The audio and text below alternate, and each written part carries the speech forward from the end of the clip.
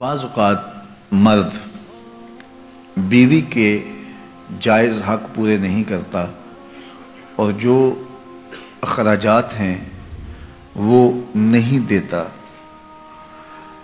تو اس سے خاندانوں کے درمیان بھی تفاوت پیدا ہوتا ہے اور زوجین کے درمیان بھی اختلاف جنم لیتا ہے۔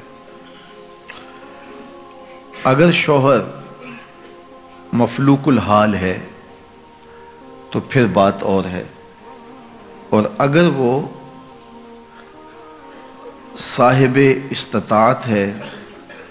اللہ نے اس کو مالی آسودگیاں عطا کی ہیں، تو پھر وہ بخل کرتا ہے تو یہ بات سمجھ میں نہیں آتی۔ یجب علی صاحب المال ان یوسع علی عیالہ، صاحب المال کے اوپر واجب ہے کہ وہ اپنے اہل و عیال پر وسعت کے ساتھ خرچ کرے، اور یہ معاملہ وہاں زیادہ پیش آتا ہے جہاں ایک آسودہ حال خاندان سے لڑکی کسی دوسرے خاندان میں بیاہی جاتی ہے، اور یہاں آسودگی کے باوجود بخل سے کام لیا جاتا ہے،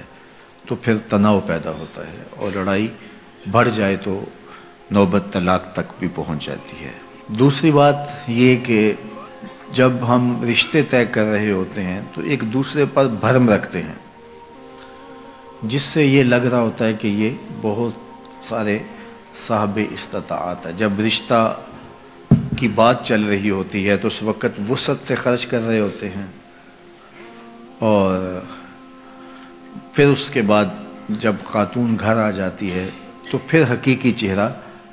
سامنے آتا ہے اور نقاب اترنے لگتے ہیں، اور پھر پتہ چلتا ہے کہ یہ تو معاملے کچھ اور ہیں۔ تو ایک تو خاتون کو اس کے خاندان کو دھچکا لگتا ہے کہ انہوں نے ہمیں چہرہ کیا دکھایا تھا اور اندر سے نکلا کیا، اور دوسرا پھر وہ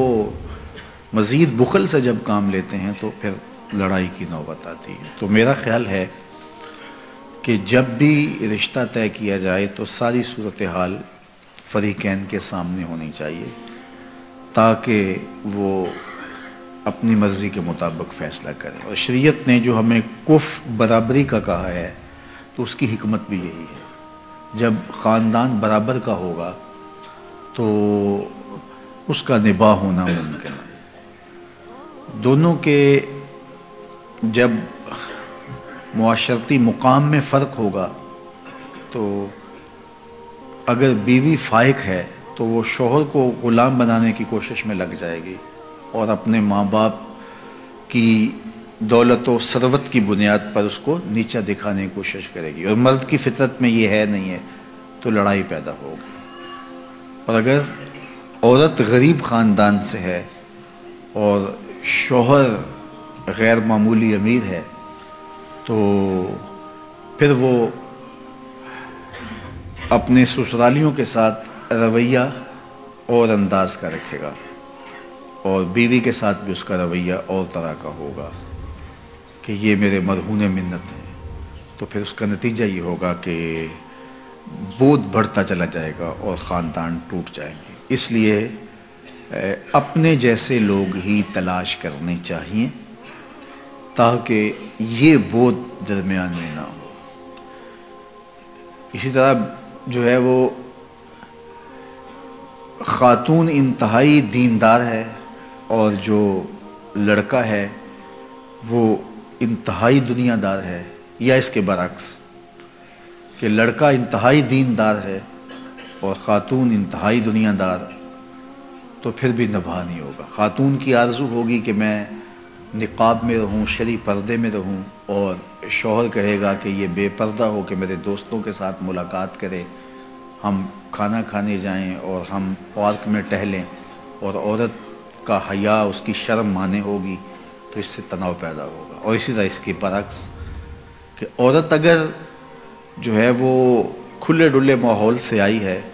تو مرد کبھی نہیں چاہے گا کہ میری عورت، میری بیوی جو ہے وہ بے پردہ رہے، اور اس کا تقاضا ہوگا کہ میرا شوہر میرے ساتھ چلے، ہم گھومنے بھی جائیں، ہم سیر بھی کریں اور بے پردہ بھی رہیں، اور یہ معاملہ پھر دونوں کے درمیان تناؤ کا سبب ہوگا۔ اس لیے کف میں ان ساری چیزوں کا خیال رکھا جائے گا کہ ان کی مالی مطابقت بھی ہو، ان کی ذہنی مطابقت بھی ہو۔ شرعی اور ذہنی مطابقت ہوگی، تھوڑا بہت فرق جو ہے وہ پاٹ لیا جاتا ہے، لیکن جو زیادہ فرق ہوتے ہیں ان کو دور کرنا مشکل ہوتا ہے۔